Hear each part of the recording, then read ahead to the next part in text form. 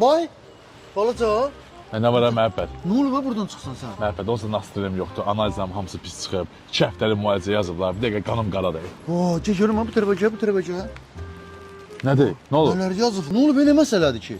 Görmürsən, qanım aşağıdır. Davidenim yuxarıdır. Aha. Testosteron düşüb. Aha. Böyrəkdə daş var. Hansını saymayım mən? Ya eşitsən biraz da bura gəl. Mən bunu müalicə eləyim də. Nə var ki? Sən kimsən müalicə eləyəsən? Doktor məhəbbət, bir dənə denə. Doktor məhəbbət. Görsən nə qəşəng yaraşır. Uzun. Necə müalicə eləyəsən məhəbbət? Ay qardaş, bir dəqiqə. Bax yazıb qanın aşağıdır. Qaldırdıq. Ola testosteron aşağıdır. Yüksəltdik, 2 dəfə artıq elədik.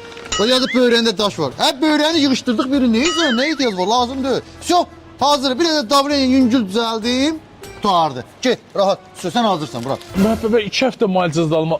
Onsuz da gedib 2 həftə müalicə alasan. Bax, oradakı nəticəyə qane olacaq. Əvvəlcədən mən nəticəni yazmışam. Mən narahat olma, get keyf elə. Sən cavan oğlan sana gedir. Təmiz hava ilə nəfəs al, idman çək. 10 manata ayılmamış ver görür. Bir görür. Sən 10 manata müalicə. Sən 2 həftə takip gedir. Sağ ol, Məhəbbət, çox sağ ol. Get, rahat ol. Get, rahat ol. Qardaş, sana nə olubdu? Ayağımın altı düz çıxıb. Düz çıxıb. Narahat olma, qanırıb düzəldəcək görüm bura.